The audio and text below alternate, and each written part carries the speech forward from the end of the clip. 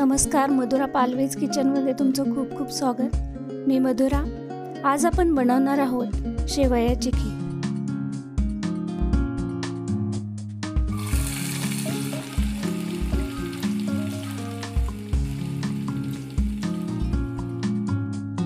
शेवयाची खीर तयार करण्यासाठी लागणारे साहित्य आहे: अर्धी वाटी शेवया घेतलेत, 4 चमचे साखर घेतलेले आहे। साखर तुमच्या चवीनुसार आवडीनुसार वापरू शकता।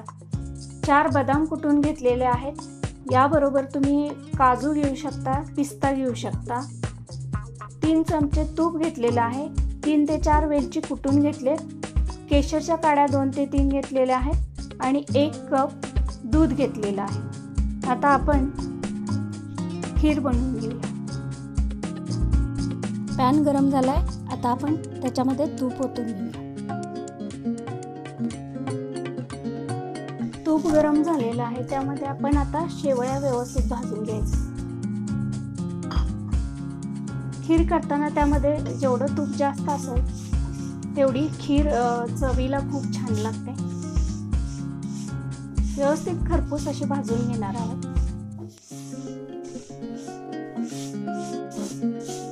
शेवया तुपामध्ये परतताना लालसर करू नये, साधारण व्यवस्थित परतले जाव्यात अशा पद्धतीने तुपामध्ये भाजून घ्यायचे आहेत।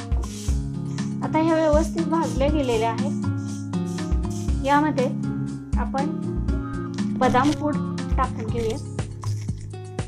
सहसा मी खिरीमध्ये बदाम पूडच टाकत असते, त्यामुळे चव आणखी खूप छान लागते। त्यानंतर यामध्ये आपण दूध ओतून घेणार आहोत।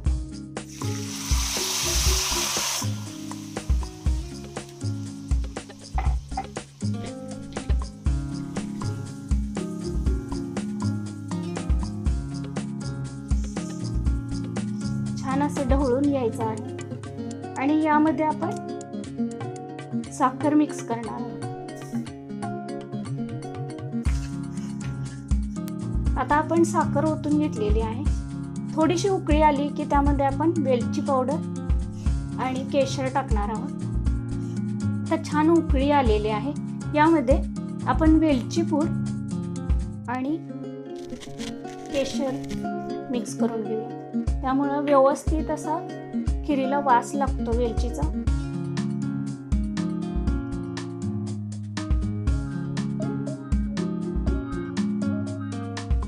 साधारण आता 5 मिनिट आपण हे असंच उकळत ठेवायचं, म्हणजे शेवया ज्या आहेत त्या व्यवस्थित दुधात शिजल्या गेल्या जातील।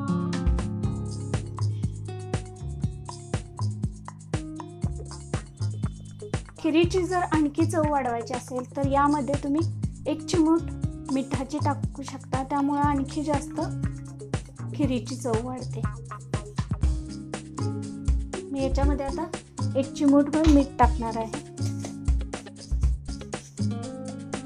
जास्त मीठ टाकायचं नाहीये, फक्त 1 चिमूटच मीठ टाकायचं आहे, त्यामुळं चव आणखी वाढते।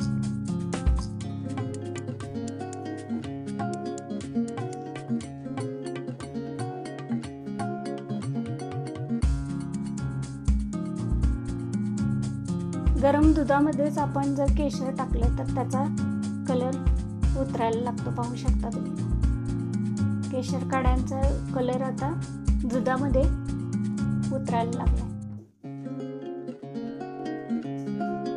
साधारण 1-5 मिनिट आपण मंद आचेवरती खीर अशीच उकळून द्यायची आणि त्यानंतर आपण बाउलमध्ये सर्व करून घेऊया। खीर उकळत असताना सतत असं ढवळून घ्यायचं आहे, नाहीतर साईचा असा लेयर खिरीवरती येतो, त्यामुळे तो लेयर आपल्याला येऊ द्यायचा नाही।